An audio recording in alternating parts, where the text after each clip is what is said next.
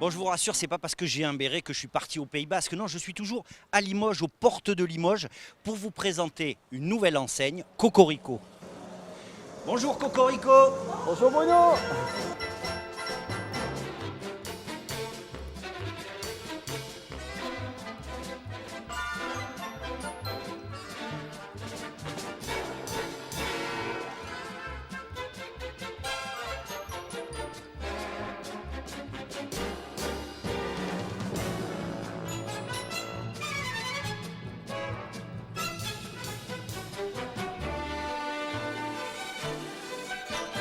Charles, on est à Cocorico. Cocorico, c'est une nouvelle boulangerie, vous nous direz, c'est tout un concept. À la sortie de Limoges et à l'entrée de Panazol, c'est quoi justement le concept de Cocorico? Le concept de Cocorico, c'est de réconcilier deux mondes. Celui de la boulangerie-pâtisserie artisanale. Donc ici, on fabrique tout maison avec nos artisans boulangers derrière, dans le fournil, et nos artisans pâtissiers dans le labo de fabrication pâtisserie. Et en même temps, on veut réconcilier comme les grandes enseignes nationales, c'est-à-dire faire du marketing, toucher nos clients via les réseaux sociaux, et puis Google et tout ce qu'il peut utiliser en numérique. Alors autant le dire tout de suite, vous avez ouvert il y a quelques jours, quelques semaines, mais vous n'êtes pas un novice dans le monde de l'entrepreneuriat. Non, effectivement, puisque j'ai géré avec ma famille pendant une vingtaine d'années une entreprise qui a été créée par mes parents en 1972 qui s'appelle La Pause Plaisir et qui est spécialisée dans les distributeurs automatiques. Donc implanté au cœur des entreprises, tout ce qui est distributeur de boissons chaudes, boissons fraîches et snacking. Alors il n'y a pas de petit projet, mais celui-ci, quand on arrive ici, a l'air relativement important quand même. Comment ça s'est construit? Quelles ont été les différentes étapes clés de la mise en place de ce Cocorico? Tout d'abord, il a fallu trouver le nom. Donc moi j'avais listé une centaine de noms parce que je voulais quelque chose qui soit parlant et qui soit une vraie marque en fin de compte.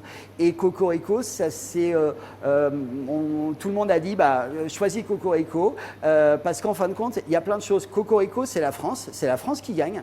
La France c'est la baguette. Et la baguette, c'est la France, inversement. Et puis Cocorico, c'est un cri, donc c'est revendicatif aussi de plein de choses qu'on a à dire. Nous, on a envie de réveiller les papilles et notre slogan, c'est le boulanger qui voit plus loin que son nez parce qu'on a envie peut-être de retrouver des choses chez nous qu'on ne trouve pas dans d'autres boulangeries et de faire bouger un peu la boulangerie modestement, mais à notre petite échelle. Donc les étapes, c'est monté comme ça, d'abord trouver le nom et puis après trouver les partenaires puisqu'on a besoin d'un partenaire important qui est une minoterie, donc la minoterie Girardot pour le cas, et puis trouver tous les autres partenaires qui en local nous ont aidés à monter ce projet. Monter un projet, c'est prendre les bonnes décisions, c'est aussi savoir s'entourer, notamment dans la phase de construction et de financement. Qui vous a aidé? Effectivement, j'ai eu la chance d'être accompagné par plusieurs partenaires.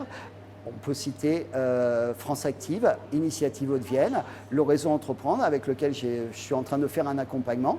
Et puis la BNP aussi qui m'a accompagné dans le financement, BPI.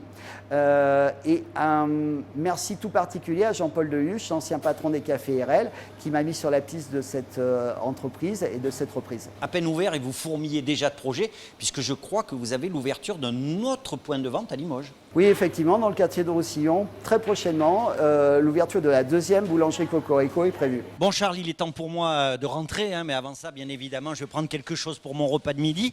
Qu'est-ce que vous me proposez comme baguette? Moi, j'adore le pain. Quelle est la spécialité de Cocorico? Alors, chez Cocorico, on a 3 baguettes, la bleue, la blanche et la rouge, bien sûr, puisque c'est Cocorico. Mais là, aujourd'hui, je vais vous faire déguster notre tradition qui s'appelle la baguette bleue. Eh bien super, Voilà je la pour prends. vous, Bruno. Merci beaucoup. Avec voilà, plaisir. la baguette, je vais la goûter, je vous dirai plus tard ce qu'il en est. Mais il y a aussi plein d'autres choses dans les vitrines et moi, ça me donne faim. Allez, à bientôt. Au revoir.